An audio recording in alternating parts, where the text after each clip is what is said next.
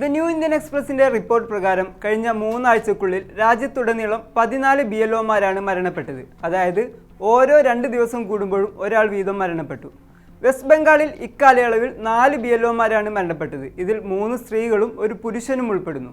വിഷാദവും നിരാശയും കാരണമുള്ള ആത്മഹത്യയും സമ്മർദ്ദം താങ്ങാതെയുള്ള ഹൃദയാഘാതവും ഒക്കെയാണ് ഈ മരണങ്ങൾക്ക് പിന്നിലുള്ള കാരണമായി കണക്കാക്കുന്നത്.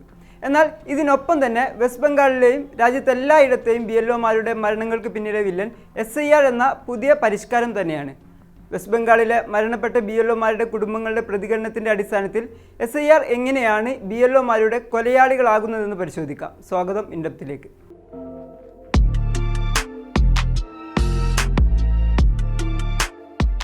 ശാന്തി മുനി, സാക്കിർ ഹുസൈൻ, റിങ്കു തരഫ്ദാർ, നമിത ഹൻസ്ദ എന്നിവരാണ് SIR നടപടികൾ ആരംഭിച്ചതിന് ശേഷം വെസ്റ്റ് ബംഗാളിൽ മരണപ്പെട്ടത്. ഇവരിൽ 2 പേർ ആത്മഹത്യ ചെയ്യുകയും ഒരാൾ ഹൃദയാഘാതം കാരണവും മറ്റൊരാൾ പക്ഷാഘാതം കാരണവുമാണ് മരണപ്പെട്ടത്.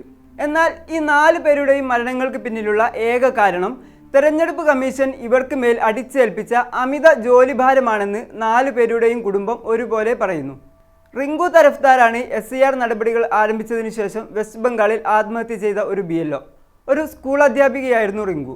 നവംബർ 22-നാണ് ഇവരെ വീടിനുള്ളിൽ തൂങ്ങി മരിച്ച നിലയിൽ കണ്ടെത്തിയത്. ആത്മഹത്യാക്കുറിപ്പിൽ SIRുമായി ബന്ധപ്പെട്ട അമിത ജോലിഭാരവും സമ്മർദ്ദവുമാണ് മരണകാരണമെന്ന് വ്യക്തമായിരുന്നു.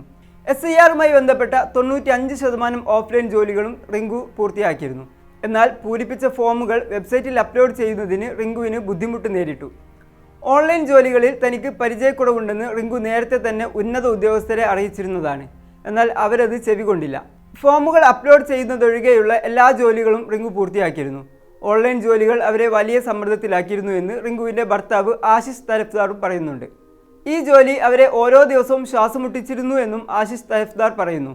റിങ്കുവിൻ്റെ മരണത്തിന് 3 ദിവസങ്ങൾക്ക് മുമ്പാണ് വെസ്റ്റ് ബംഗാളിൽ നിന്ന് തന്നെയുള്ള മറ്റൊരു BLO 48 വയസ്സ് പ്രായമുള്ള ശാന്തി മുനിയെ വീടിനും പുറത്ത് തൂങ്ങി മരിച്ച നിലയിൽ കണ്ടെത്തിയത്. തനിക്ക് ബംഗാളി എഴുതാനോ വായിക്കാനോ അറിയില്ലെന്നും അതിനാൽ ബംഗാളി ഭാഷയിലുള്ള SIR ഫോമുകൾ പൂരിപ്പിക്കേണ്ടതായിട്ടുള്ള ചുമതലകളിൽ നിന്ന് തന്നെ ഒഴിവാക്കി തരണമെന്ന് ശാന്തി മുനി തന്റെ മേലുദ്യോഗസ്ഥരോട് ആവർത്തിച്ച് ആവശ്യപ്പെട്ടിരുന്നു. ഇത് നിരസിക്കപ്പെട്ടതോടെയാണ് അവർ മരണം തെരഞ്ഞെടുത്തത്. മരണപ്പെടുന്നതിന് മുമ്പ് താൻ ജോലി തന്നെ രാജിവെക്കുകയാണെന്ന് ശാന്തി മുനി BDOയുടെ ഓഫീസിൽ നേരിട്ടെത്തി അറിയിച്ചിരുന്നു. എന്നാൽ BDO അവരുടെ രാജി സ്വീകരിച്ചില്ല. മാത്രവുമല്ല ജോലിയിൽ തുടരാൻ സമ്മർദ്ദം ചെലുത്തുകയും ചെയ്തു. ശാന്തി മുനിക്ക് ബംഗാളി എഴുതാനോ വായിക്കാനോ അറിയില്ലായിരുന്നു എന്ന് അവരുടെ ഭർത്താവ് പറയുന്നുണ്ട്. അതിനാലാണ് അവർ ജോലിയിൽ നിന്ന് ഒഴിവാക്കി തരണമെന്ന് ആവശ്യപ്പെട്ടത്. എന്നാൽ മേലുദ്യോഗസ്ഥർ അത് കേൾക്കാനോ ഉൾക്കൊള്ളാനോ തയ്യാറായില്ല. ഇതോടെ ബംഗാളി ഭാഷയിലുള്ള ഫോമുകളിൽ അവർക്ക് ജോലി ചെയ്യേണ്ടി വന്നു. ഇത് വലിയ സമ്മർദ്ദങ്ങൾക്ക് കാരണമായി. ഈ സമ്മർദ്ദമാണ് ഭാര്യയെ ആത്മഹത്യയിലേക്ക് നയിച്ചത് എന്നാണ് ഭർത്താവ് പറയുന്നത്. ശാന്തി ജോലി ചെയ്യേണ്ടിയിരുന്ന ബൂത്തിൽ ഭൂരിഭാഗവും തേയിലത്തോട്ടങ്ങളിലെ തൊഴിലാളികളായിരുന്നു. അതിനാൽ അവർ പകൽ സമയങ്ങളിൽ വീടുകളിൽ ഉണ്ടായിരുന്നില്ല. തൊഴിലാളികളായ വോട്ടർമാരെ കാണണമെങ്കിൽ രാത്രിയിൽ വീടുകളിൽ പോകേണ്ടി വന്നു.